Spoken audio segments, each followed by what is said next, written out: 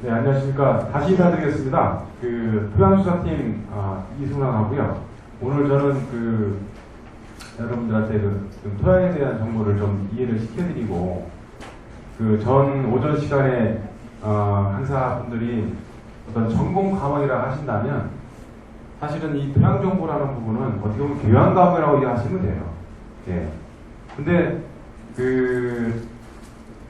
나무든 산채든 산약초든 뭐든 사실은 흙에 뿌리 내리고 자라지 않는 것도 없죠. 예. 그만큼 흙이 중요한데 늘 있는 거고 늘 얻을 수 있는 거라 해서 사실은 조금 간과하는 부분이 없지 않아 있습니다. 그래서 여러분들이 좀 진정한 산채류 재배의 프로가 되시려고 하신다면 이 정도의 교양은 갖추시는 게 좋겠다 라고 해서 제가 정보를 좀 이렇게 추려봤습니다. 오랜동안 현장에서 산과 그다음에 산채류를 대상으로 일하시는 분들에 비하면 참 제가 갖고 있는 정보라는 건 굉장히 미천합니다. 다만 이런 조그마나마 토양에 대한 정보들을 여러분들이 현장에서 일하시는데, 그 다음에 소출을 좀 더 얻는데 도움이 될 수 있는 정보들이 있지 않나 싶어서 소개를 드린다는 측면에서 아주 저한테도 좋은 기회라고 생각을 합니다. 네. 그럼 바로 들어가겠습니다. 이게 사담입니다만 오전에 11시 타임에 전거성 박사님이 산채류에 대한 전반적인 대응을 해주셨어요.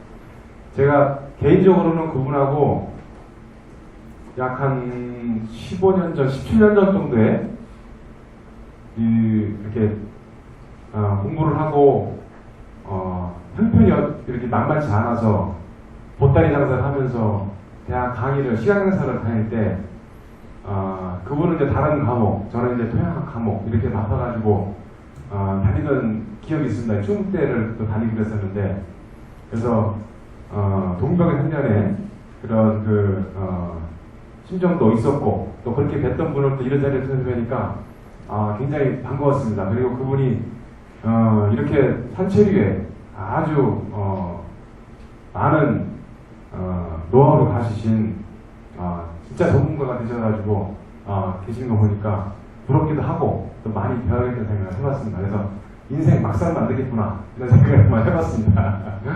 우스갯소리고요. 자, 저희 발밑에 늘 흙이 있어요. 특히 저는 가장 부러운 부분이 지방에서 생활하시는 분들을 참 부럽게 생각합니다. 저는 이제 생활의 터전이 워낙 서울이다 보니까 저 고향은 사실은 충청도입니다. 그래서 고향 와서 참 더 반갑고 그런데 서울을 이사한 이후로부터는 흙을 접할 일이 거의 없습니다. 그런데 저는 흙을 파야만 돈을 먹고 사는 사람이에요. 흙을 안 파면 돈이 안 들어옵니다. 그래서 흙을 파야만 되는 그런 직업이다 보니까 늘 흙을 접할 수가 있는데, 저희 가족들 보면 하루 종일 흙이라는 거를, 진정한 흙을 밟고 사는 걸 보지는 못해요. 저희 아이들도 그렇고.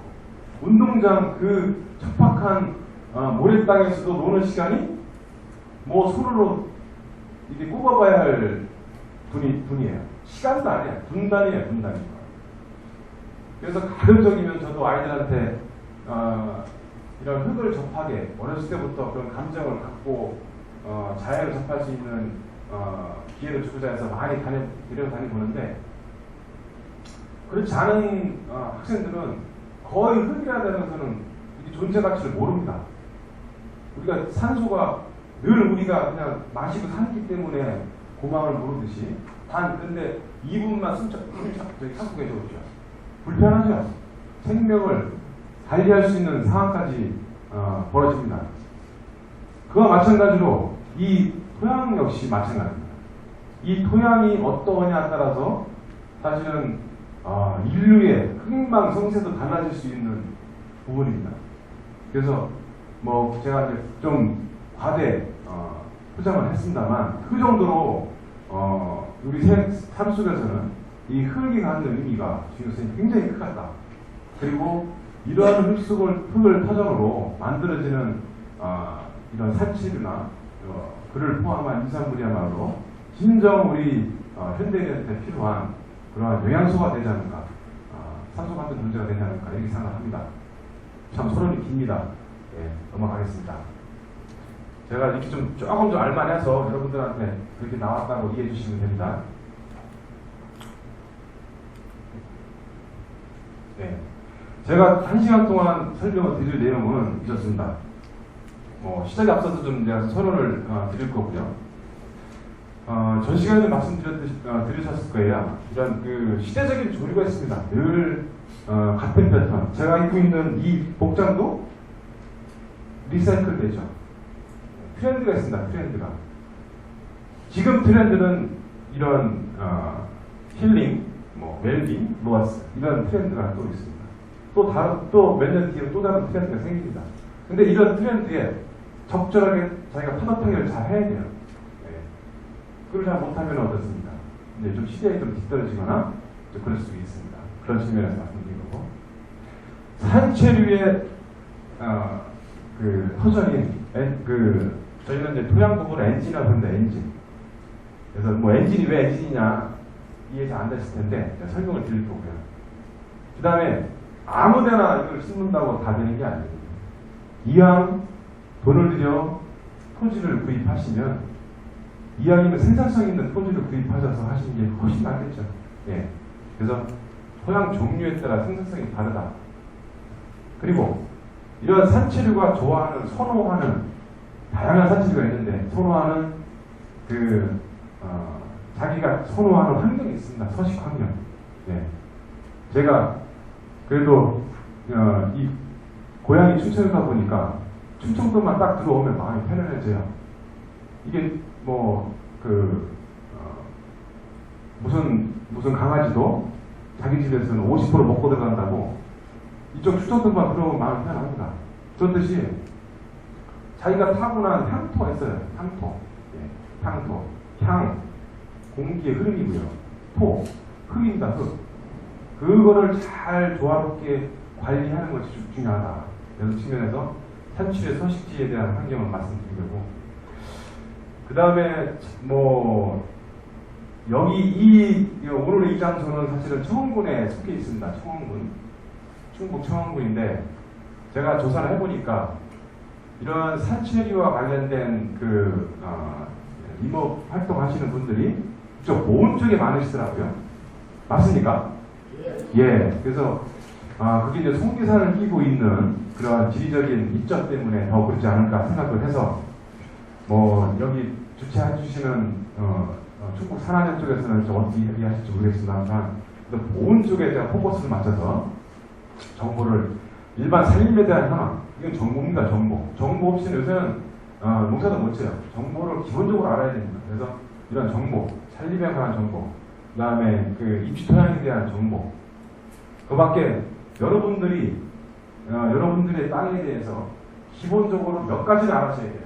근데 그거를 저희를 통해서 아실 수도 있지만 직접 어떠한 중요한 성질에 대해서는 직접 알아볼 수 있는 그런 조사 방법을 제가 한번 알려드리도록 하겠습니다.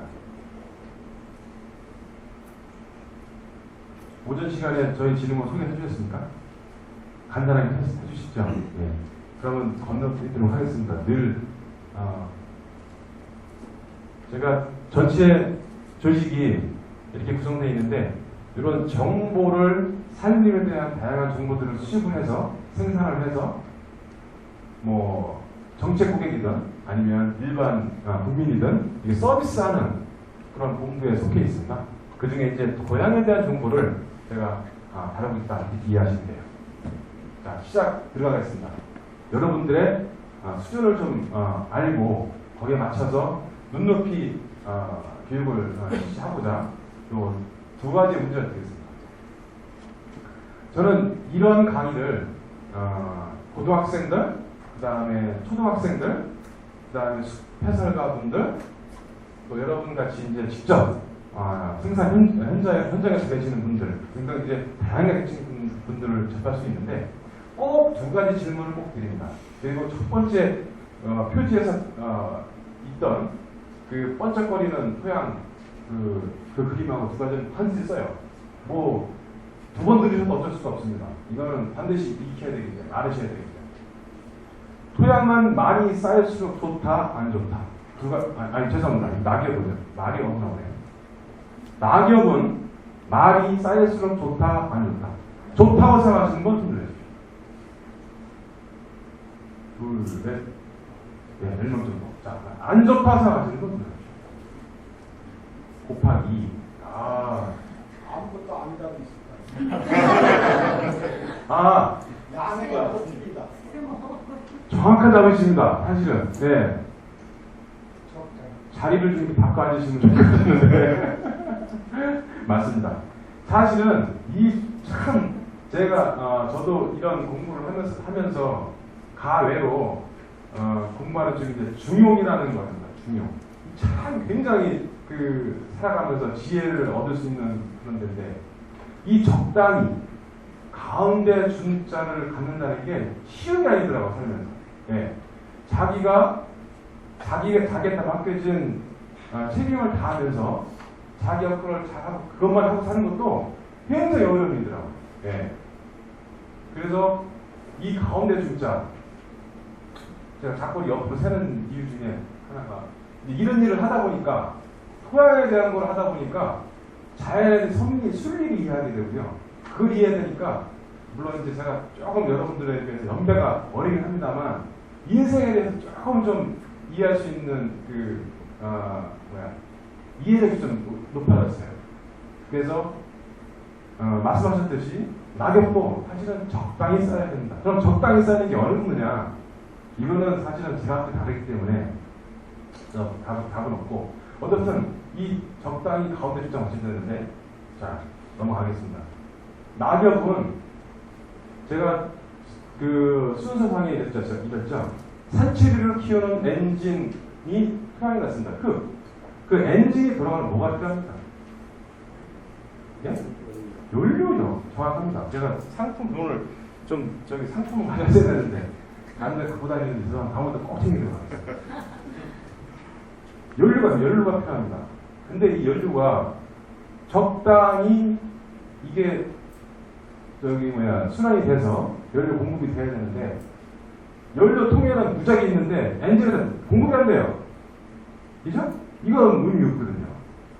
큰 연료통을 달고 다니면 뭐 합니까? 엔진한테 들어가야죠. 그죠? 그 역할을 해주는 게 낙엽입니다. 낙엽이 없으면 토양으로서 부드러운 흙으로서의 역할을 못합니다. 부드러운 흙은 왜 뭐가 다르냐 되는 건 설명도 드릴 겁니다. 왜 부드러운 흙이 되냐? 과유불급입니다. 과하면 부족하냐 못하다 이런 말. 공장님한테 제가 문자 써서 죄송합니다. 또 한 가지 질문 드릴게요. 여러분들 수준은 제가 보니까 초, 중, 고, 대까지인데 이미 이제 중학교 이상은 되신 것 같아요. 다들. 요거까지 맞추시면 이제 고등교육까지를 수준이십니다. 자, 살림은 숲은 우리가 물을 저장하는 기능이 있습니다. 아시죠? 그를 녹색댐이라고 표현합니다. 녹색댐. 댐은 댐인데 녹색으로 뒤덮인 댐이에요. 콘크리트 댐이 아니고. 그 주체는 나무다 아니다. 나무라 생각하시는 분 손 들어야죠. 자, 20몇 분. 자, 나무가 아니다라고 생각하시는 분 손 들어야죠. 8분. 다시 수를 맞추겠습니다. 다시 조금만 센스가 있으셨다면 왜 출제자 의도를 좀 파악하셨다면 답을 맞출 수 있을 거예요. 저는 뭡니까? 땅을 지금 타라고 살았는 거예요. 예? 제가 흙이 주제 아닌 것들은 얘기를 안 합니다. 1시간밖에 없는데 제가 제 거 팔기 덜어줄 거는데 다른 거 안 팔죠. 그죠? 네? 센스가 있으신 분들은, 여자분들은 센스가 있으신 분들. 절대 어디 가서도 거의 얻어먹으시는 수준이십니다. 자, 답 말씀드리겠습니다. 나무는 물을 이용할 뿐입니다. 물을 보관하지 못해요. 물론 나무 수채에는 일부분에 몇 프로 안 되는 물이 있긴 합니다. 근데 그건 저장이 아니죠. 그죠? 네. 이용을 할 뿐이에요. 그럼 뭐가 그럼 저장을 합니까? 좀 이제 좀 막 통하시기 시작하네. 흙입니다, 흙. 예? 비가 와서 이 물을 저장할 수 있는 공간이 없으면 어떻습니까? 늘 홍수가 나고 가뭄이 왔다 갔다 할 거예요. 그런데 어떻습니까? 스펀지처럼 딱 먹고 있다가 적절하게 이제 부족하면 딱 내려주는 거예요. 여기 지금 여기 옆에 보온이니까 여기 하얀계곡이죠, 하얀계곡. 거기 계곡에 물이 흐르지 않습니까? 뭐 최근에 비가 와서 흐른 것도 있지만, 그럼 저 위에서 그 하얀계곡 이장님이 여기 수국지 틀어오셨나요? 아니죠. 근데 계속 흐르고 있어요. 연중. 그게 흙에서 딱 먹을 만큼 물을 갖고 있다가 자기가 바다 싶으면 바다 저기 뭐야 그 나무가 부족하다 싶으면 싹 풀어줘요. 이해됐습니까? 여러분들의 수준을 제가 알겠습니다. 거기에 맞춰서 제가 진행 좀 하겠습니다. 물론 이거는 왜 여러분 수준 안 하는 게 아니고 많은 분들이 오해를 하고 계세요. 오해. 특히 이 낙엽 부분하고 물에 대한 거는 연료, 낙엽하고 물은 연료입니다. 이 산이 생태계가 살아 움직여야 되는데 움직이려면 뭐가 필요해요 우리가? 동력이죠. 동력은 에너지가 필요한데 에너지가 연료거든요. 근데 저게 제대로 순환이 돼야 돼요. 저게 막히면서 우리가 동력장 오듯이 그렇게 되는 겁니다. 순환이 잘 돼요. 사람도 순환기 같은 게 잘 되듯이 이 산에도 순환기가 잘 돼야 돼요. 이 두 가지 흐름에 따라 작화됩니다. 이 두 가지를 이해하시면 여러분들은 사실은 기본적으로 이 산채류를 재배하는 데 있어서 기본적으로 한 50번 먹고 들어가셔요. 저는 단정을 해요. 이건 기본이다, 기본. 자연이 이해하는 게 기본입니다. 자, 시대적인 조를 말씀드릴게요.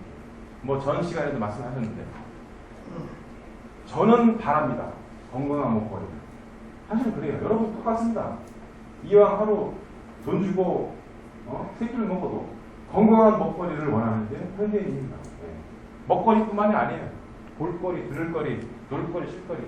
그런데 저희 삶 속에서 이 거리가 부적절한 거리들이 참 많습니다.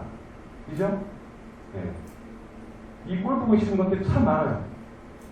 정치계도 그렇고 어디도 그렇고 이 거리가 참 적절해야 되는데 그렇지 못한 거예요. 그 중에 가장 핵심은 뭡니까? 먹거리. 근데 먹거리에 그 건강성을 어디서 확보할 수 있습니까? 예? 자연입니다, 자연. 얼마나 친자연적인, 친환경적인 환경에서 먹거리를 가져오느냐에 따라서 우리의 건강은 또 그것대로 살아가요. 자, 이 자연의 대표는 뭡니까? 산이에요, 산. 산을 빼고 자연을 얘기할 수 없습니다. 이 산은 뭡니까? 반은 나무, 반은 흙입니다. 물론 흙이기 때문에 나무가 있겠죠.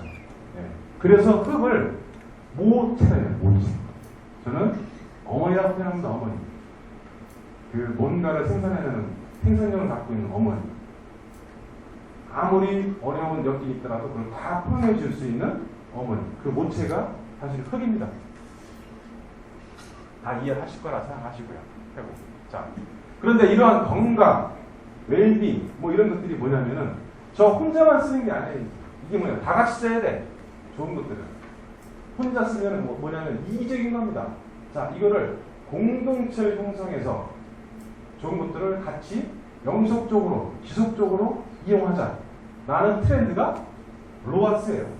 뭐 여기다 영어를 거창하게 써서 그런 게 아니고 우리도 예전부터 있었어요. 뭐 참사리, 웰비, 뭐 요새는 뭐 힐링, 회전, 치유라고 해놨습니까? 이걸 굳이 꾸며내서 지금 이슈화 시키려고 그러지만 늘 있었어요. 우리 생활 속에서. 저 어렸을 때도 있었어요. 저희 외갓집에서 이웃들이 외가 삼촌분들하고 형제분들이 같이 생활하시는 거 보면 그게 로아스였지라고 보면 진짜로 좋은 거 있으면 나눠 드시고 같이 공유하고 이렇게 좋은 거 만들어 가자 하시고 했던 거. 그게 다 이겁니다. 단 지출에 비용을 내는 그런 소비 형태를 가지고 이제 이렇게 얘기를 합니다만 어쨌든 그거예요. 자, 웰빙, 사회, 환경, 공동체, 뭐 지속성 이러한 그 키워드를 중요한 단어들이 사회 여러 곳에서 얻을 수가 있는데 그 가장 핵심에 뭐가 있냐면은 요 인산물, 산에서 나는 것들이야말로 건강과 그 사회, 뭐 개인의 건강, 사회의 건강성, 그리고 환경을 지켜가는데 가장 중요한 중심에 있다. 저는 그렇게 생각합니다. 예. 그래서 여러분들이야말로 이러한 로아스 시대의 참 주인이 아니신가 이렇게 생각을 하고요. 임산물 중에 다양한 산채류, 산양삼, 특영작물, 목재 다양합니다. 목재를 포함하는 거니까요. 이게 산에 사는 모든 거니까. 그 중에 산채류. 제가 때로는 뭐 산양삼에 대해서도 다닙니다. 이렇게 다니면서 땅을 흙을 팔고 다니는데 오늘 주제가 산채류입니다. 참 중요한 지금 시대를 타고 있어요. 조류를 타고 있습니다. 근데 이런 조류에 딱 같이 동승을 해줘야 돼요. 그리고 그게 어떻게 보면 좀 선구자 역할을 하시는 겁니다. 이제 막 붐일을 하기 때문에 그럼 시행착오가 많으실 테고 단 기회가 먼저 올 수 있다는 거죠. 어렵지만 기회를 먼저 잡을 수 있으시다. 그런 측면입니다. 제가 작년도 9월달에 일본을 잠깐 어떻게 다른 일로 들 일이 있었는데 전 깜짝 놀랐어요. 제가 슈퍼에 가봤는데 저희 슈퍼에는 이런 것도 없었어요. 제가 이 고사리를 참 좋아하는데 생으로 이 고사리를 팔고 있더라고요. 늘 우리는 그 말린 걸 가지고 이제 그걸 볶아 먹거나 이렇게 해 먹지 않습니까? 뭐 찌개류에 들어거나. 근데 이거는 식감, 고사리에 보유하고 있는 그 식감을 주고자 이렇게 포장을 해서 생으로 팔더라고요. 생으로. 그러면 이게 유통이 되려고 하면 유통기간이 짧겠죠. 그럼 이게 이렇게 나오는 건 뭐겠습니까, 결국? 사람들이 많이 사모는 거예요. 예. 산채류, 특히 채소류를 많이 먹는 사람들 사실은 이 한국을 포함한 아시아 지역, 최근에 뭐 아메리카 쪽이나 이런 쪽도 웰빙 시대에 맞춰가지고 채식주의들이 많이 늘어나긴 합니다만 저희는 채식주의자가 아니지만 기본적으로 채소를 늘 접하고 살죠. 이렇게 환경이 되어 있습니다. 그리고 관련돼가지고 이게 참 재밌어서 그 연구기관에 들려서 야 이런 걸 팔고 있다는데 한번 너희들은 어떤 식으로 이걸 하길래 이렇게 슈퍼에서 이런 것들을 팔고 하느냐 그러면 지역 단위에서 그 조합을 형성해가지고 본인들이 직접 다 하시는 거예요. 본인들이. 그런데 단 이렇게 가공 기술 저장하거나 가공하는 기술들은 사실은 조금 전문성이 필요하기 때문에 그러한 부분들은 연구기관에서 그거를 서포트를 해주는 거예요. 이건 이렇게 했으면 좋겠습니다. 예. 그리고 연구기관의 사람들하고 이 재배하는 재배자들하고 같이 일을 해요. 연구자들이 직접 그 밭에 가가지고 같이 해보는 거예요. 최신의 연구 기술들을 접목을 해보는 겁니다. 그래서 뭐 시행착오했으면은 또 연구도 바꾸고 예, 이렇게. 그래서 거기는 이제 완전 생활화가 돼 있구나 이렇게 생각을 들었어요. 그래서 뭐 각 이렇게 산채류 품목별로 생육하는 환경이라든가 그다음에 요리법 이런 거 다 정리가 되어 있어요. 기가 막히더라고요. 그래서 이제 한국에서 유행하는 것들은 대부분 수년 전에 일본에서 했던 것들이 그대로 들어옵니다. 생활 패턴이 비슷하기 때문에 뭐 놀이문화든 어떤 문화든 그래서 이런 식생활에 관해서도 많은 부분이 쫓아가지 않을까 이렇게 생각을 해요. 물론 비쌉니다. 이런 현장에 상황일게요. 근데 아이러니한 게 일본 국산입니다. 일본 국산. 그죠? 일본 사람들도 가급적이면은 이렇게 우리나라 쪽, 그 다음에 뭐 북한 쪽, 중국 쪽보다는 일본 거를 원하는 거예요. 왜 그럴까요? 그렇죠. 향토.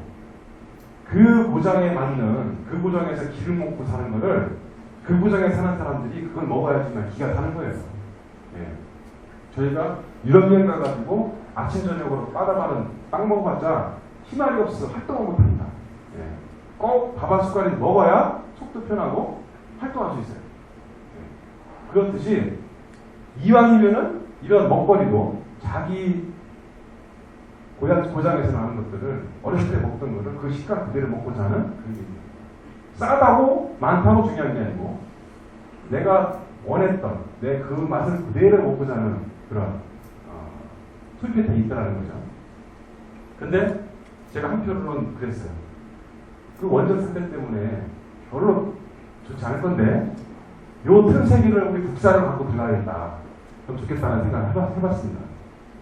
그래서 우리 그 한국산이 이러한 그 일본산 못지않은 맛도 그렇고 향도 그렇고 그런 것들을 부각시키면 참 좋을 것 같다. 우리가 김 잘 팔듯이 일단 생각을 한번 해봤습니다.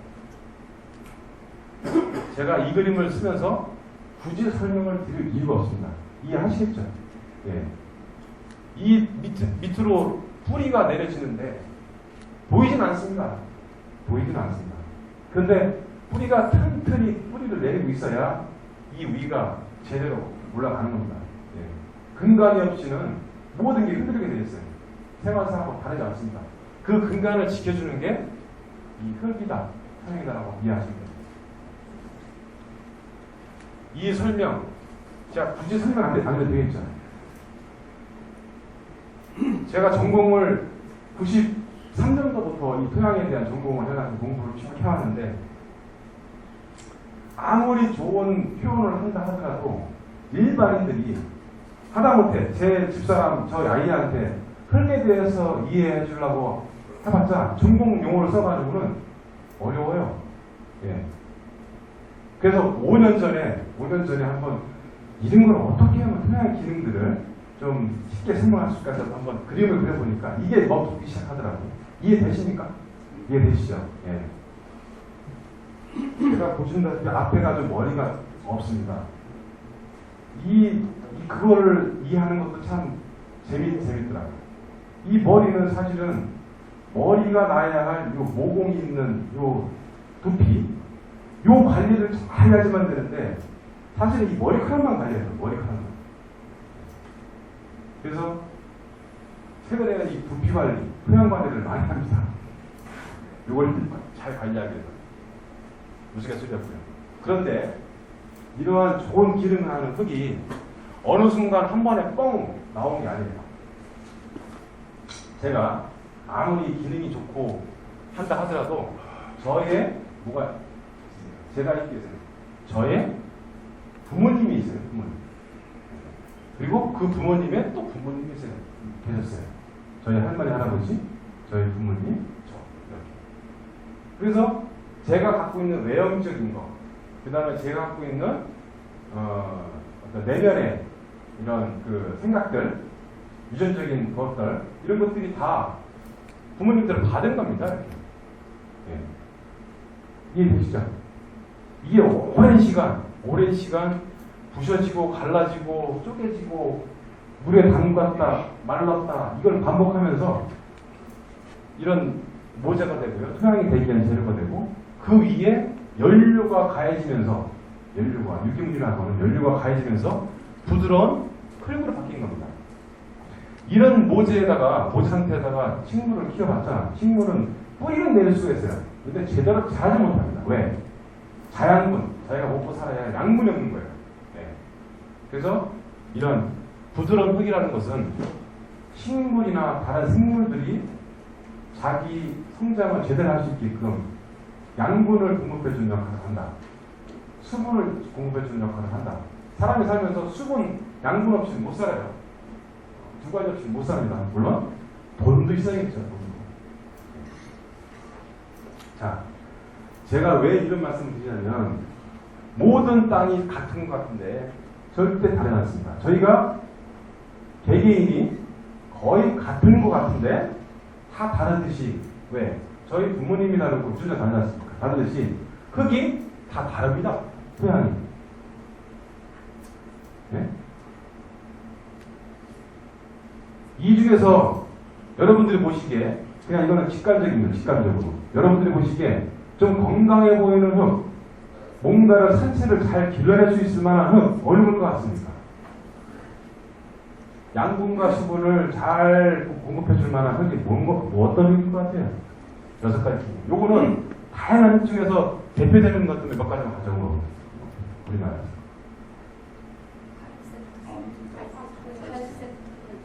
갈색 토양, 암적갈색,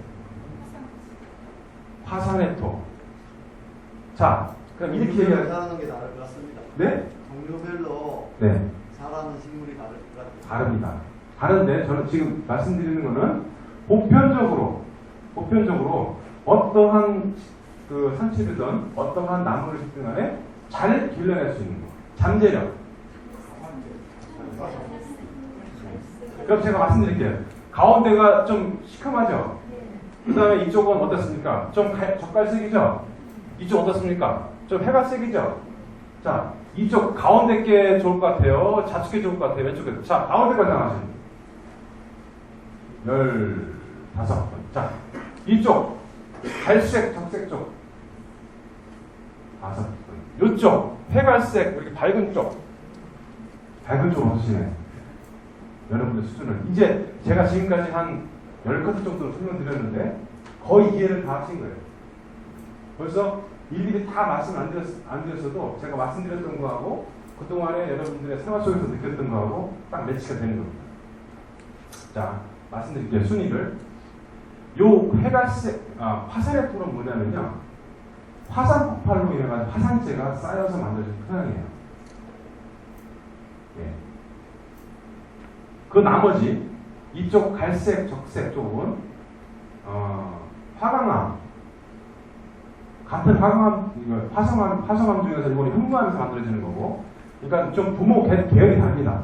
부모 계열이. 그러니까 그건 암세라는데, 암석이 요거는 화산으로 만들어진 거고, 요거는 그 입자가 굵은 모래 성분들이 많은 것들이 만들어진 거예요. 요쪽은 어떻습니까?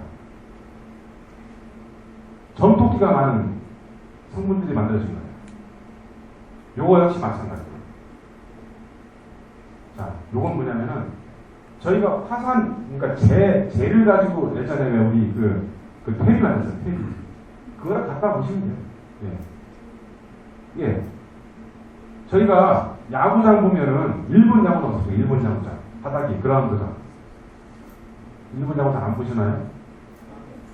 검죠? 우리 야구장 어떻습니까? 그렇습니다. 최근에 좀 인공적으로 이런 검은 흙도, 그 다음에 아주 빨간 흙도 좀 넣어가지고 좀 이렇게 하는 것도 있지만, 기본적으로 그 그라운딩이 다 어떻습니까? 이렇게 됩니다. 갈색. 우리나라를 대표하는 대표 산림 숲토양은 요겁니다. 갈색 산림토양입니다. 갈색 산림토양. 저희가 환경청에서 무슨인지 모르겠는데, 어떻든 우리가 갈색 산림 토양군에 속해 있습니다. 그러니까 랭킹 2위. 이게 좋긴 한데 어떻습니까? 제주도밖에 없어요. 네. 제주도밖에. 그래서 일본 같은 경우, 일본 열도에 많은 이런 흑토들이, 일본은 흑토 계열의 토양이라고 합니다. 우리는 갈색계 토양의 흙이라고 하고요. 그쪽은 이런 게 많아가지고요. 비도 강수량도 많은 데다가 양분도 이렇게 많기 때문에 어때 나무들이 빼빼빼 올라갑니다. 참나무, 현백 이런 것들. 예. 자원이 우리가 훨씬 좋죠. 자원이. 근데 우리나라는 좀 자원은 부족하긴 한데 다른 게 뭐냐면 일본은 한 번도 침략을 당한 적이 없어요. 일본은 역사상 히로시마 원폭 받은 거 외에는 침략을 받은 적이 없어요. 근데 우리나라 어떻습니까? 오랜 역사 동안 침략을 받았습니다. 그리고 최근 100년 사이에 구한말 시대부터 시작해서 인구들이 집중을 하고 또 특히 이제 일제강점기를 지나가면서 수탈에 시기를 지나갔어요. 그러니까 산림이라고 하는 부분이 최근 100년 동안은 거의 훼손이다, 훼손. 1950년대, 60년대 유엔으로부터 원조를 받아서 이제 좀 연세가 있으신 분들은 잘 아실 거예요. 원조를 받아 살던 우리나라입니다. 그 당시 원조를 받았던 이유는 뭐냐면 자가 발전이 안 되는 거예요. 자가 발전이. 먹을 거리가 없는 겁니다. 산에 널린 게 많았으면, 구한식물이 많았으면 그래도 해결했을 겁니다. 근데 구한식물도 많지 않았어요. 다 헐벗었죠. 네. 황토물이, 비가 오기만 하면 황토물이 줄줄 흘러내렸었고 늘 홍수와 가뭄이 반복됐습니다. 수탈의 역사 때문에 그렇습니다.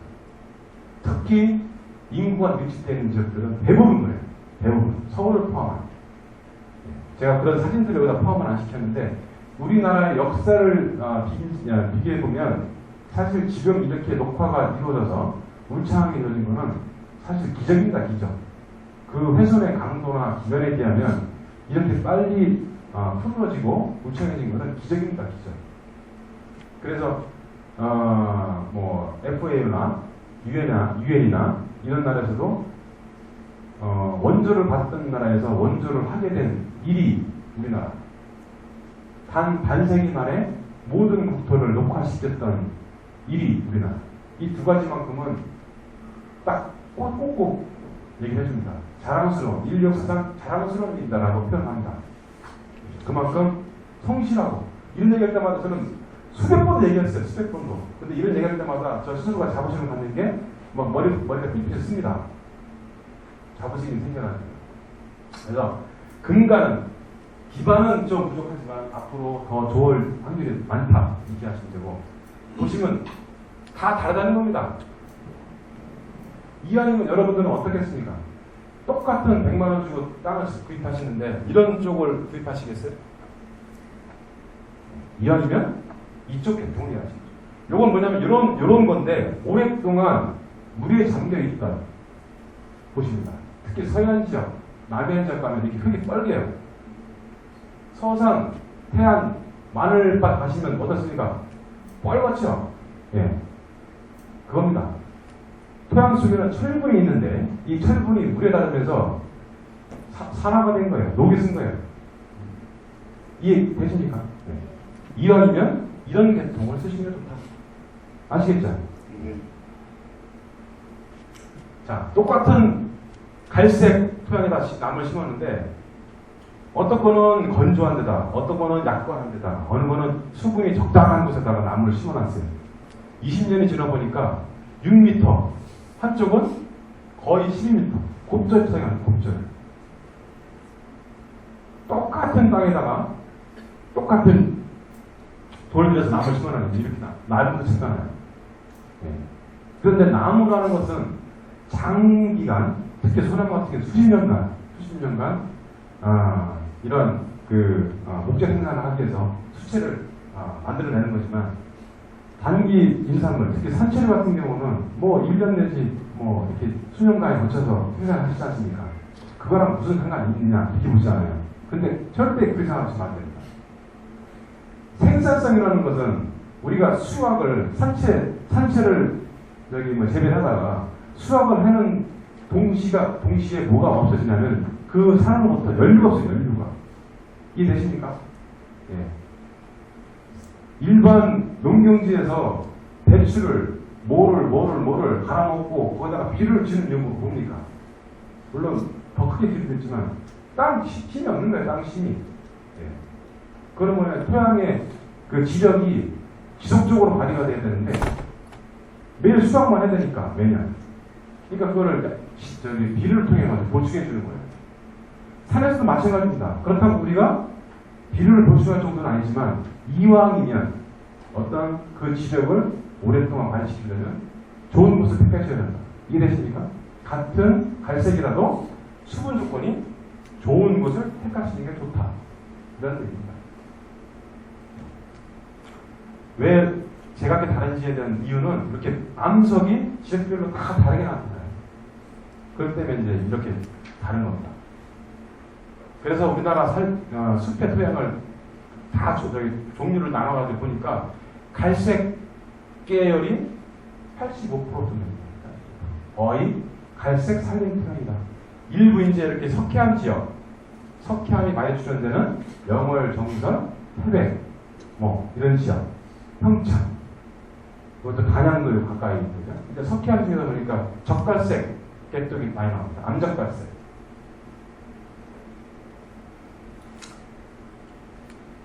이런 종류들을 다 나눠보면 약 28가지 종류를 구분이 돼요. 근데 일일이 다 아실 필요는 없으시고 여러분들이 생활하시는 곳에 토양이 어떤 조건이지만 아시면 됩니다. 이게 대표적인 겁니다. 이게 대표적인 거. 화강평맘이라는 변성암 계열의 모함으로부터 만들어진 이 갈색 약권 토양이 이쪽 보은 청원 이쪽 계통에 주로 나타난 토양이처럼 이해하시면 돼요. 이렇게 생긴 토양이 여러분들 그 주변에 뒷산에 주로 출현하는 흙이라고 보시면 됩니다. 네. 자, 이 부분은 이제 제가 경험적으로 알아서 정리한 것도 아니고요. 일부 이제 문헌을 통해서 그리고 전문가들이 이렇게 정리한 것들을 그대로 정리해서 전해드리는 겁니다. 근데 이러한 정보라는 것은 항상 절대적이진 않아요. 왜? 자연환경은 이러한 그 과학적으로 분석을 해보고 평가하더라도 자연환경에서 발생할 수 있는 모든 케이스를 다 해석할 수는 없습니다. 과학이라는 건 그래요. 과학이라는 것은 자연을 분석할 수는 없습니다. 참 이해할 뿐이죠. 그렇듯이 이런 정보들은 절대적으로 이 나무들은 남쪽에만 심어야 됩니다. 이건 아닙니다. 주로 이러한 산치류들은 양지성이기 때문에 남쪽을 향하는 게 좋습니다. 또 반대로 동쪽을 향하는 게 좋습니다. 북쪽을 향하는 게 좋습니다. 이렇게 구분을 하는 겁니다. 자연적으로 분포하는 자연 산치류의 분포 특성들을 파악을 해서 사면 방향은 저희가 이제 경사면을 3회입니다. 경사면을 3회라고 하는데 이 3회는 저희가 워낙 지형이 복잡하다 보니까 우리나라 같은 경우는 거의 산에 가면은 복잡합니다. 보이지는 사면 방향이에요. 그래서 같은 한 필지에 다른 사면 방향을 보는 것도 많습니다. 네, 그래서 이왕이면 이러한 결국 사면 방향이 다른 것은 광을 얼마나 많이 보느냐. 남사면이 어떻습니까? 광을 많이 보죠. 네. 그 반대로 북사면은 어떻습니까? 광을 많이 할 거예요. 광이 많이 들어온다는 것은 그만큼 건조해질 수 있는 환경이 마련된다는 겁니다. 네. 자, 이렇게 남서와 남, 동북, 동남 이렇게 해서 정리가 되어 있는데 이거는 뭐 자료들을 참고하시면 되고 단 이렇게 사면 방향도 따지셔야 된다는 거예요. 저희가 집을 앉힐 때도 꼭 주 방향을 남쪽으로 두는 이유 중에 하나는 그거잖아요. 생활 속에서 햇빛이 필요하니까. 네. 그래서 그런 부분 하셔야 되고 또 표고 해발고가 얼마나 되느냐 높은 곳이냐 낮은 곳이냐에 따라 가지고 달라지는데 통상적으로 이 산치류들은 고랭지라고 하면 뭐 어떤 범위가 정해진 건 아닙니다만 여름에 서늘한 기운을 갖고 있는 지역 태백 정선 지역이 우리나라에서는 가장 저희들이 생활하기에 쾌적한 여름에 생활하기에 가장 쾌적한 고도라고 해요. 그 고도가 700m 됩니다. 700m. 그래서 700m가 고랭지라고 본다면 이렇게 600m 이상 되는 준고랭지 준산간 이상 되는 그런 그 표고에서 주로 이렇게 많이 서식을 하고 있다라고 보시면 됩니다. 네. 그래서 이거를 이제 그 아래 고도로 가지고 내려올라 한다면 100m마다 온도가 1도씩 다릅니다. 1도씩. 기온이. 네. 올라갈수록 기온이 낮아요. 올라갈수록 수분 조건은 훨씬 좋아지고 이런 환경이 있습니다. 그래서 이런 표고차에 따라 가지고 분포하는 산나물들이 다르다. 이렇게 하시면 돼요. 또 하나는 이제 지형입니다. 지형. 물론 이거는 이제 뭐 완구릉지, 이쪽 그 내륙 지역에 주로 나타나는 완구릉지. 그 다음에 이제 큰 산간을 이루는 태백산맥이든 산맥의 지간을 이루는 산악지에서의 나타나는 지형. 특히 이제 이 산록 부분은 아랫도리, 그 다음에 여기는 허리, 그 다음에 이거는 이제 윗도리라고 이해하시면 돼요. 어깨 이상. 요거는 이제 배 쪽, 요거는 이제 무릎 아래 이렇게 보시면 돼요. 전체 10분홍선 중에 아래 한 30% 정도, 3분홍선까지가 산록이고요. 그 다음에 4에서 7분홍선이 산복, 그 다음에 8에서 10까지가 산정 이렇게 구분되는데 이 구분을 왜 하냐면은 이렇게 경사면이 있습니다. 경사면, 볼록한 경사면. 이 경사면에 내려지는 빗물은 다 이 정점으로부터 어디로 흐릅니까? 아래쪽으로 흐르죠. 그 물이 흐른다는 것은 그 물 속에 양분이 녹아내리는 거예요. 흙 속에 있는 양분. 그러니까 흙도 이동할 때 어떻습니까? 위에서부터 아래로 이동하죠. 물도 위에서부터 아래로. 그러니까 모든 대부분의 이런 산지에서는 토양 조건이 위보다는 아래쪽이 훨씬 좋아요. 네, 수분과 양분이 고이는 곳입니다. 그래서 이런 조건들이 보면 대부분의 많은 산지들이 산록부에 많이 분포한다.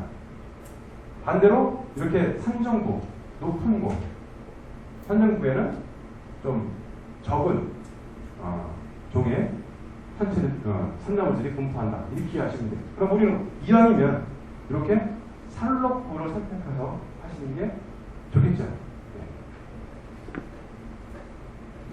또 하나는 이제 광안경 중에 나무가 없다면 처음에 말씀드렸던 사면 방향, 이 사면이 어디를 보고 있느냐라는 겁니다. 이렇게 경사면을 오고 있잖아. 이렇게 사면 방향을 설명드릴게요.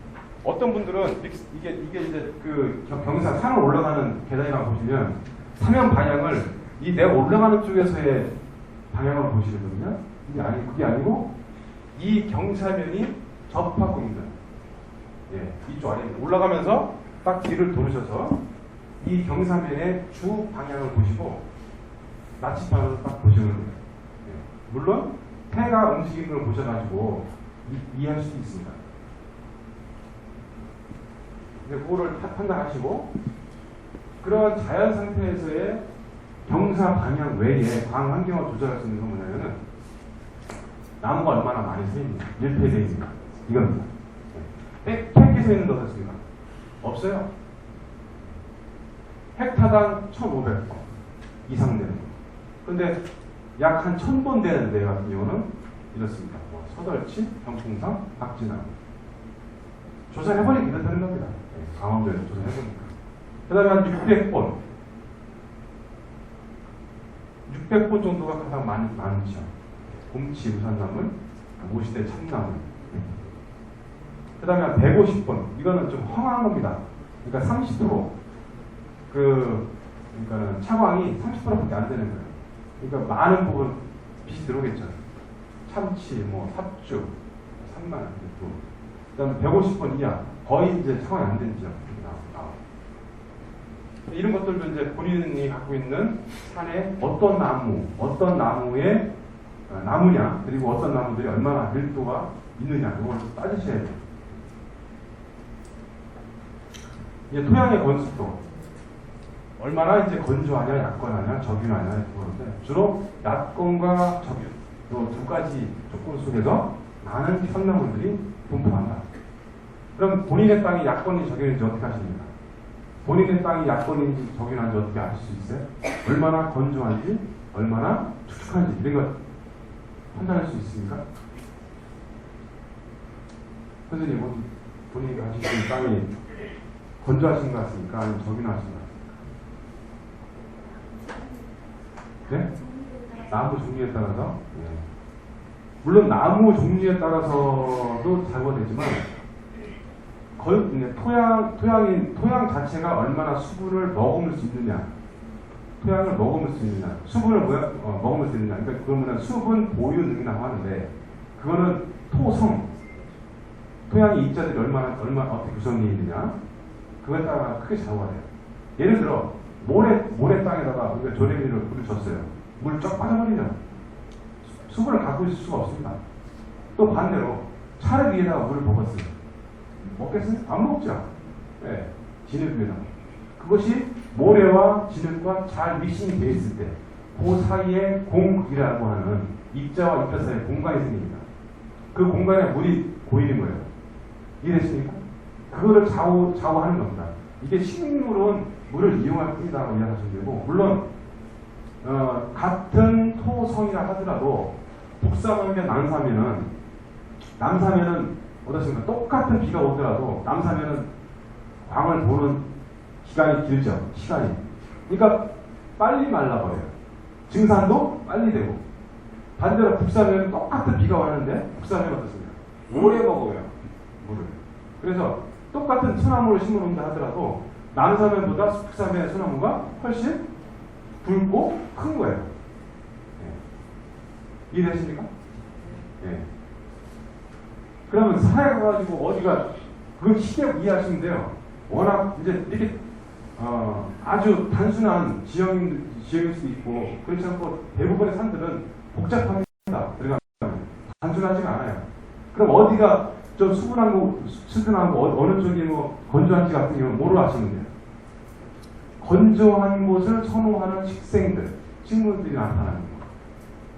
대표적인 게 뭐가 있습니까? 노간주나무 이런 것들. 그건 걔들은 수분한 곳에서 나타나지 못하는 식물입니다. 건조한 곳에서 나타날 수가 없어요. 네. 반대로 축축한 데가 어떻습니까? 이끼리도 많이 보여요. 이끼리. 네? 동일한 나무에서도 이끼류가 껴있는 쪽이 북쪽입니다. 이렇게 줄기에서도. 그리고 벌써 이해 딱 보시면 아셔야 돼요. 그리고 반대로 위에 나뭇잎은 어떻습니까? 빛을 많이 보려고 어때요? 남쪽으로 기울어져 있습니다. 그리고 잎도 많고. 그런 것들을 잘 보시면 내가 갖고 있는 땅이 어디를 주로 많이 바라보고 수분 조건은 어떻을까를 이해하실 수 있어요. 물론 그걸 조사하는 방법을 알려드릴 거예요. 토성. 요거 책자 있는 걸 바꾸셔야 돼요. 제가 모자 감으셔가지고 사질 양초인데 제가 양질 사토라고 적혀있죠. 예, 그 잘못 적혔습니다. 그거는 오해할 수도 있으니까 지금 바로 보시십시오. 사질 양초인데 양질 사토. 저도 이런 실수가 있네요. 사토류는 뭐냐면 사토류는 흙 속에 2mm 0.05부터 2mm 사이에 있는 그 모래 입자들이 많은 겁니다. 사토는. 그러니까 저희가 분재할 때 어떻습니까? 분재 키우실 때 고삭고삭한 굵직굵직한 마사 쓰지 않습니까? 예. 걔는 어떤 것보다 분재를 크게 키우려면은 물도 많이 머금고 있어야 되고 그러지만 분재를 누가 키울 사람 없잖아요. 그냥 목숨만 붙어 있으면 돼요. 그죠? 그러니까 물 빠짐이 잘 돼. 배수가 잘 돼. 그런 측면에서 그걸 쓰는 겁니다. 근데 반대로 나무를 제대로 키워야 되는데 진짜 목재로 제대로 쓸 수 있는 나무를 키워야 되는데 그런 데서 키우면 되겠습니까? 안 돼요. 운동장에다가 큰 나무를 심어가지고 절대 클 수가 없어요. 운동장이 그런 모래땅이니까요. 물과 약물을 머금을 수 있는, 그래서 부드러운 토양의 기능을 발휘할 수 있는 그런 곳이어야 됩니다. 그걸 좌우하는 게 토성이에요. 같은 양토를 하더라도 모래 성분이 많은 쪽, 그 다음에 점토의 성분이 많은 쪽 이렇게 구분할 수 있습니다. 보시면 점토 쪽이 많은 쪽이 단순하죠. 왜? 배수가 안 될 확률이 좀 있습니다. 반대로 양토, 모래와 가는 모래와 전국기가 딱 이렇게 30대 30대 구성되어 있는 이 양토, 이게 가장 좋은 겁니다. 양토. 쉽게 이해하시면 돼요. 토양 거꾸로 해서 양토가 가장 좋은 흙이다라고 하시면 됩니다. 근데 본인들이 갖고 있는 땅이 양토였든지 어떻게 하세요? 모르시죠? 예? 요거 보시면 정답입니다. 분포하시는 거 보시면 아세요. 예. 근데 요것들이 나는 양토에서만 자랄까요? 딱 손을 딱 걷겠습니까? 꼭 그렇진 않죠.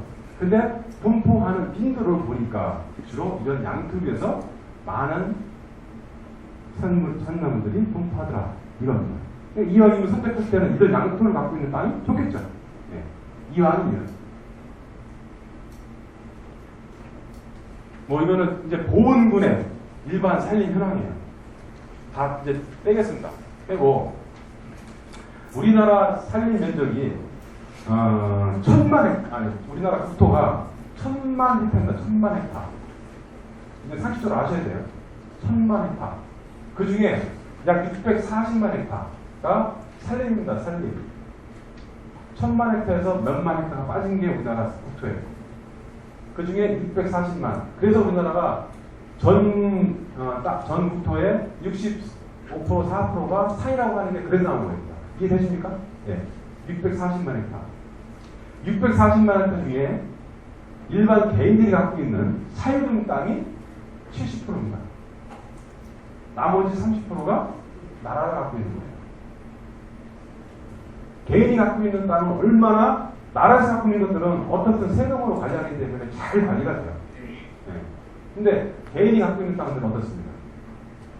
본인의 경영 의지라든가 토지 이용 방향에 따라 가지고 완전 뒤바뀔 수도 있어요. 네. 결국은 사유림이 얼마나 잘 가꿔지느냐에 따라 가지고 우리나라 사는 잘 될 수도 있고 못 될 수도 있습니다. 그래서 굉장히 중요한 부분입니다. 여러분들이 갖고 있는 산들이 다 빼고요. 보온지역 아주 기가 막힌 안배입니다. 침엽수가 30%, 35%, 사유수 31%, 혼혈이 31%. 기가 막힌 안배예요. 예, 제가 여러 군데 조사를 해봤는데 이렇게 세 군데가 딱 안배. 대부분들이 요 침엽수 같은 경우는 60년대 이후 치산목화 시작하면서 소나무류 위주로 조림을 시켰어요. 했어요. 소나무, 잠나무, 리비다 소나무, 낙엽송 등등. 근데 화렵수가 이렇게 많다. 이게 뭡니까? 손이 안 된 곳이에요. 인위적으로 나무를 안 심는 곳이 그만큼 많다는 겁니다. 손이 안 닿는 곳이. 얼마나 좋습니까? 네. 이런 곳이 똑같은 그 땅이라도 침엽수는 화렵수에 비해서 그 땅을 좀 더 척박하게 만듭니다. 모든 나무들은 죄송합니다. 잘못 말씀드렸죠. 모든 나무들은 흙을 비옥하게 만들어요. 척박하게 만든 나무는 없습니다. 비옥하게 만드는데 화렵수, 잎이 부드러운 화렵수가 보다 비옥하게 만드는 겁니다. 화렵수, 침엽수보다. 왜 그럴까요? 침엽수는 빳빳해요. 잎이. 빳빳하면 그걸 먹는 애들이 먹겠습니까? 벌레나 미생물들이? 먹기가 싫은 거예요. 소화 불량도 잘 되고. 그러니까 침엽수 같은 경우는 소나무 습감은 많이 쌓이는 겁니다. 치증이 걸리는 거예요. 이 화렵수 같은 경우는 치증이 안 걸려요. 먹기가 좋으니까. 예. 이거 낙엽 분해해서 설명 드리겠습니다. 이것도 잘 이해하셔야 돼요. 똑같은 땅이라면 침엽수보다는 화렵수 쪽이 훨씬 비옥도가 높다. 이렇게 이해하시면 됩니다.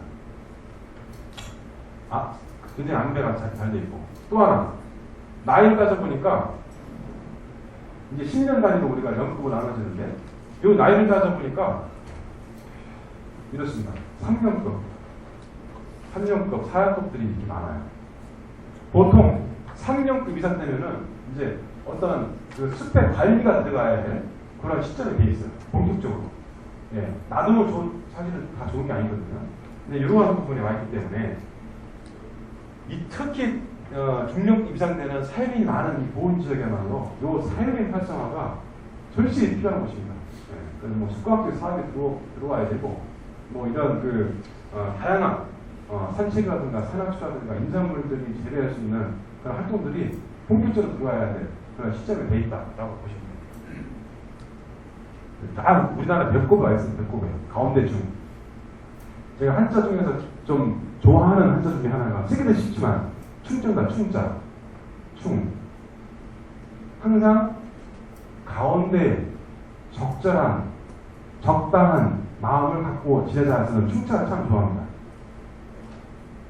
그래서 그 충자에 가장 대표될 수 있는 지역이 아닌가 이렇게 생각이 들어요. 충자를 좋아하는 생각이긴 하지만 자, 보시면 어떻습니까? 온대, 중부, 산림입니다. 온대, 중부, 산림. 우리나라는 보시면 이렇게 온대, 북부, 중부, 남부, 그다음에 난대 이렇게 구분되는데 점점 가면 갈수록 어떻습니까? 위로 갈수록 추워지죠. 같은 지역에서도 뭐 지리산을 접해 있는 것 같은 경우는 남부 지역이지만 어떻습니까? 더 추워요. 같은 산이나 하더라도. 한번 제가 따봤습니다. 이렇게 복원의 산림들은. 자, 속리산을 오른쪽에 끼고 있어요. 옆에 뭐 부병산, 뭐 금적산, 뭐 다 대부분 다 아까운 산입니다만 완전 철의 요소죠. 이런 인간 재배를 하거나 산지 재배를 할 때 가장 좋은 여건을 갖고 있습니다. 어디 가도 가능한 좋은 곳입니다. 제가 대략적으로 그림을 그려드릴게요. 왜 이런 그림들을 드리냐면은 여러분들은 본인의 땅이 어떤 나무가 몇 년생이고 어느 정도의 밀도에 있고 토양은 어떤 토성이고 건습도는 어떤지 다 모르시죠? 모를 수밖에 없어요. 그거를 알려드리려고 있는 게 저희가 있는 거예요. 모르시니까, 예. 그걸 알려드리려고 있는 겁니다. 근데 그거를 다 직원들로 알려드릴 수가 없습니다, 지금 여러분들한테. 그래서 본만 딱 따서 전체적으로 이런 패턴이라는 것만 이해를 해드리고, 여러분들이 문의를 해주시면 제가 필터면서 다 분석을 해서 알려드릴 거예요. 예. 수정부를 보니까 참나무와 소나무류가 거의 다입니다. 예. 이렇게 분포하고 있다. 자, 보시면 이쪽 높은 곳 어떻습니까? 통일사를 띄는 높은 곳.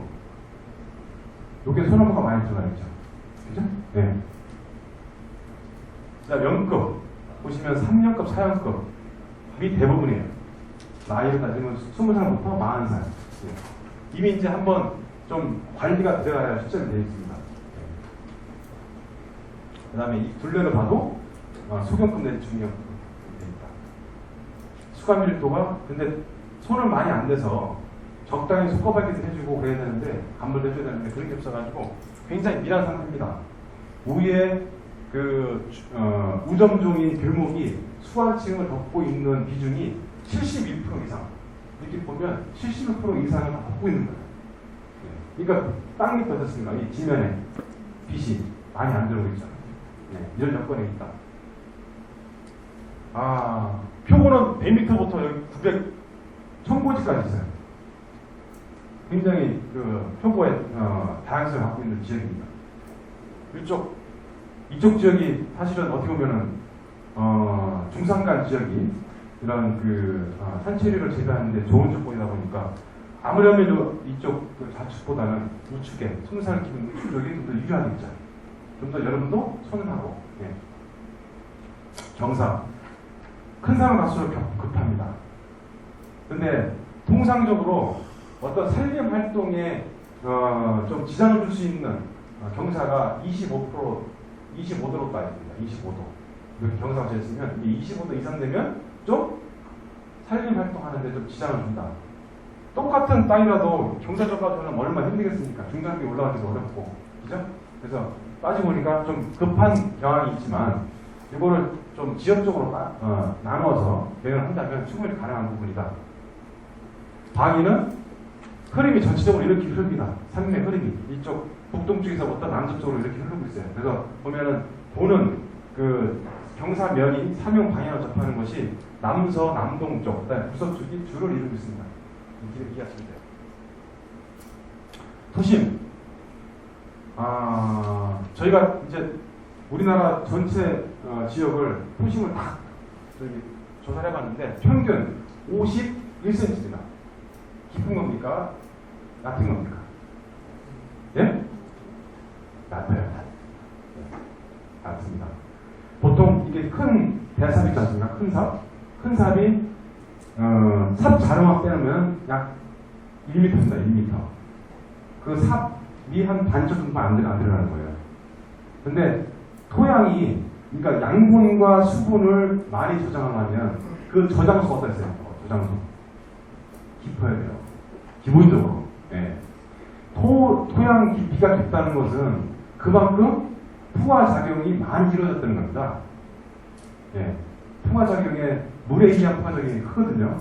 그러니까 이런 풍화작용이 많이 된 곳이다 라고 보시면 돼요.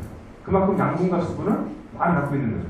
아까 차량에서 말씀드렸듯이 똑같은 엔진이 있다 하더라도 그 엔진을 달고 다니는 속도와 그건 어떻습니까? 출력은 이 배기량에 따라다니다. 배기량. 이 배기량이 토시입니다. 토시. 토시는 100% 좋다. 근데 지금 분포하는 거 보면 중 이상이 대부분 돼요. 네. 중이 이제 파란색이고 심이 적색인데 보면 깊은 곳도 상당 부분 있습니다. 네. 이제 여건은 좋은 곳이에요. 사양토, 사실양토입니다. 미사실 양토가 전체 면적이 약 86% 정도 되니까 굉장히 여건도 좋은 편이시고요. 건습도 약건 적용. 그런데 이 사진이 다 어느 지역이나 똑같을 것 같습니까? 안 그래요. 이 사진을 보험군만이 아니고 만약 경상도 경주나 경산이나 대구 쪽 가서 이 그림을 그리잖아요. 건조합니다. 건조하게. 토심도 얕고 건조합니다. 네. 이게 굉장히 자원은 좋은 조건을 가지고 있다라고 보시면 돼요. 이거 생략하겠습니다. 그렇게 뭐 여러분들한테 중요한 자료는 아니에요. 알아두시면 피가 되고 살이 되는 정도인데 자료만 확인하시고요.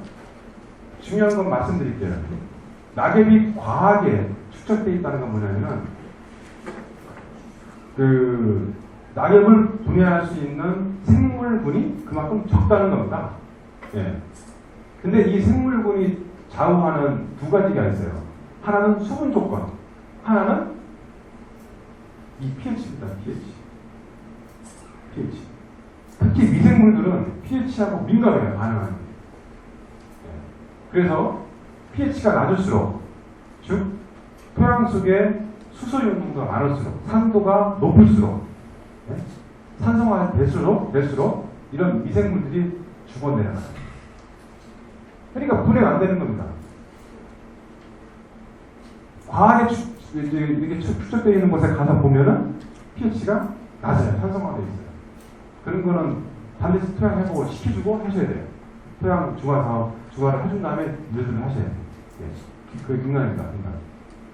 이거는 질소 성분, 인산 성분, 칼륨, 칼슘, 마그네슘, 이게 밸런스를 잘 맞추고 있어야 된다. 예, 그렇게 얘기하시면 되고. 그럼 낙엽을 긁어내는 건 좋습니다. 과하게 쌓이는 곳은 긁어주면 그거를 어디 가서 다른 곳에다가 옮겨주지 않더라도 한번 뒤쳐주면은 토양이 풍화가 되듯이 낙엽층도 빨리 분해가 돼요. 빛 보는 곳이 달라지니까. 적당히 한테 써가지고 또 이렇게 다른 데서 쓰시면 더 좋고요. 지금부터 이제 세 가지 여러분들 땅에서 꼭 알아주셔야 될 세 가지가 있어요. 토성. 참 용어도 어렵습니다. 이게 무엇인가? 토양의 성과라는 얘기인가? 토양의 성질이라는 얘기인가? 잘 모르시겠죠? 말 그대로 토양의 성질도 토양의 성질. 토양의 성질을 대표하는 한 가지가 이겁니다. 토양은 모래와 미사와 점토 이 세 가지로 구성되어 있다는 것만 이해하시면 돼요. 모래가 어떤 모래는 거칠거칠해요. 네, 거칠거칠하다. 점토는 미끈미끈해요. 끈적끈적해. 촬영 맞으시면 끈적끈적하시죠. 그 중간에는 미사라는 게 있는데 미사라는 거는 미끈미끈합니다. 그 세 가지가 왜 다르지냐면 모래의 입경은 2에서 0.05mm 그 입경에 모래 아래 사이즈가 그렇다는 겁니다. 그 다음에 미사 0.05에서 0.00 점토는 잘 보이지가 않아요. 0.002mm 이하. 이해되십니까? 요 세 가지가 어떻게 구성된 100% 중에 어느 게 맞냐에 따라 가지고 사토류냐, 어느 게 맞냐에 따라 가지고 이 점토가 많으면 식토류 이렇게 구분되는 거예요. 그 세 가지가 밸런스가 잘 맞추고 있으면 양토류 이렇게 하시면 됩니다. 아시겠어요? 그래서 가장 좋은 조건이 양토, 사양토다. 양토, 사양토가 가운데 있습니다. 이 전체 밸런스 중. 그래서 이거 역시 가운데 중. 이해하시면 돼요. 이 밸런스 잘 맞추십니다. 이해하시면 됩니다. 그래서 여러분들 땅을 파셔가지고 탁구공만하게 이렇게 뜨세요. 그리고 거기다 물을 한두 방울 가하시거나 물이 없으시면 저희는 물이 없으면 침을 됩니다. 침을 이렇게 묻혀가지고 비비는 겁니다. 그래서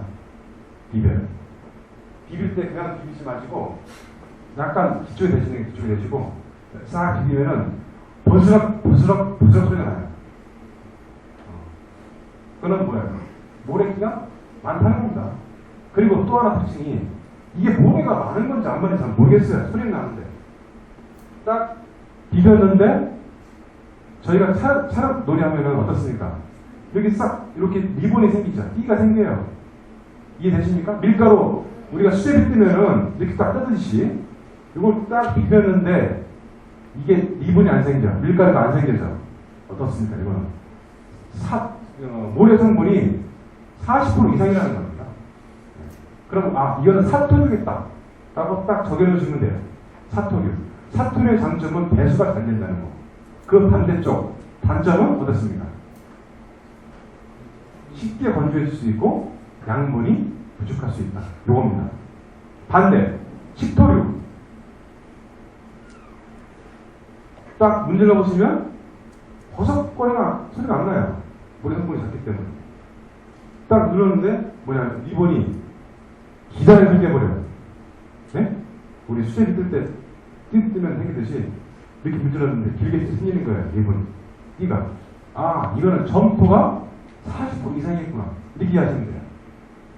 이 점토의 장점은 뭐예요? 점토가 양분을 보유할 수 있는 양분 보유 기능이 있습니다. 단, 수분을 배척해요. 그래서 물 빠짐이 안 좋아.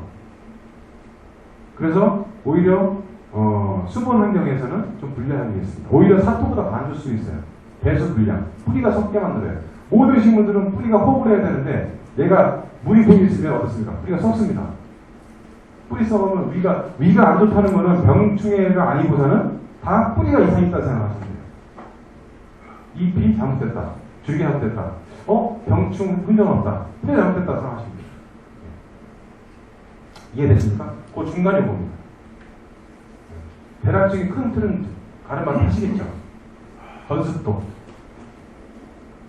손을 잡으셔가지고 수분이 감촉이 전혀 안 느껴져요. 아이고, 죄송합니다. 수분의 감촉이 거의 안 느껴져. 건조. 약간 수분이 묻는 것 같아? 약과. 저기는 뭐냐면은 꽉 잡았다가 탁 털었는데 입자들이 여기 다 묻어나요. 그리고 손을 한번 흔들면은 물기에서 그렇습니까? 시원하죠? 시원한 느낌이 듭니다. 네. 그 다음에 약습. 꽉 찌면 어떻습니까? 요 진 사이로 약간 물기가 비쳐요. 습! 꽉 찌면서 비치는 것이 모여져서 물방울이 생깁니다. 심한 곳은 뚝 짜면은 물방울이 떨어져요. 산지에서는 습지를 제외하고는 이런 상황이 안 나옵니다.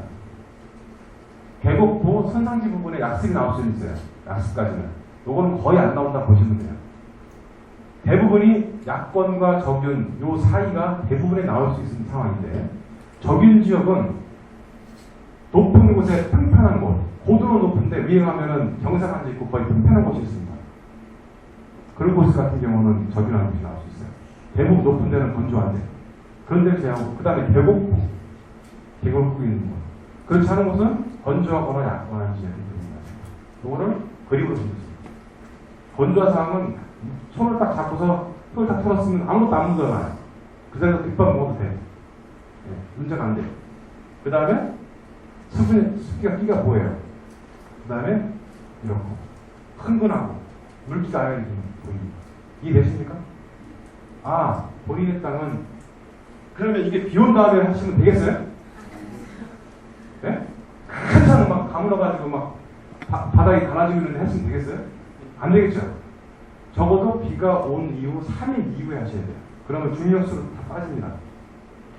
상식을 알려드릴게요. 비가 30mm 이상 돼야 축축하게 토양층이 적습니다.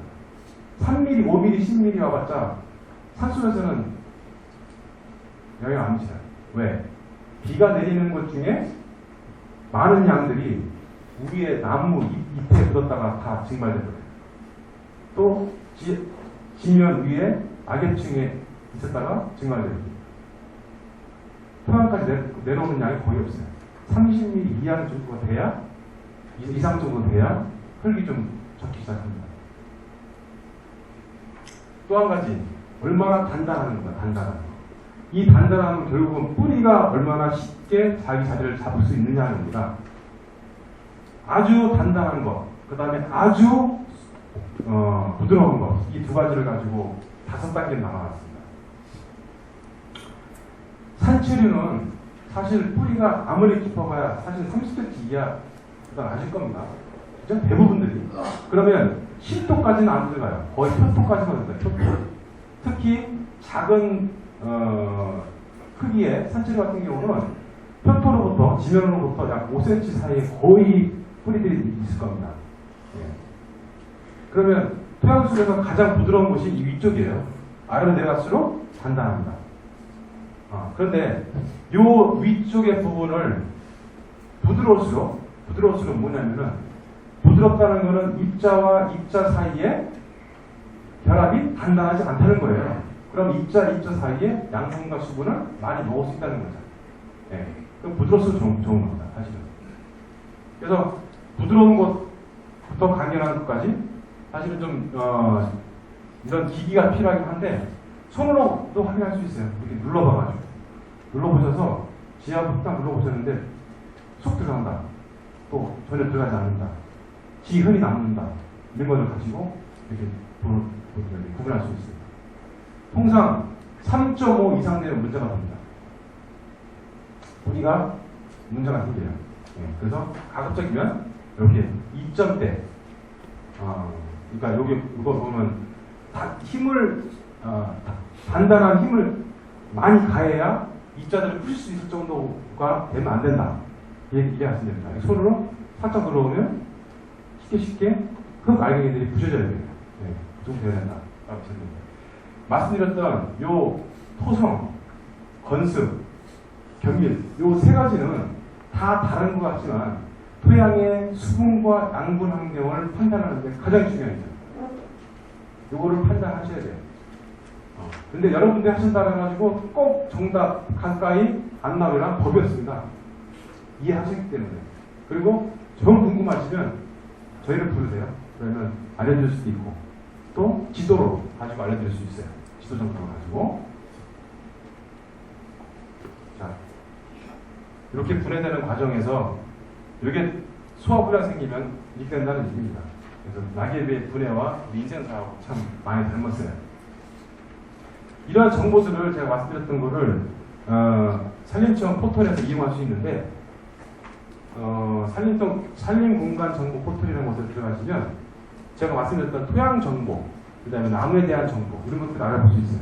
그 밖에 어떤 나무들을 심어야 좋은지를 알 수 있습니다. 말씀을 드립니다.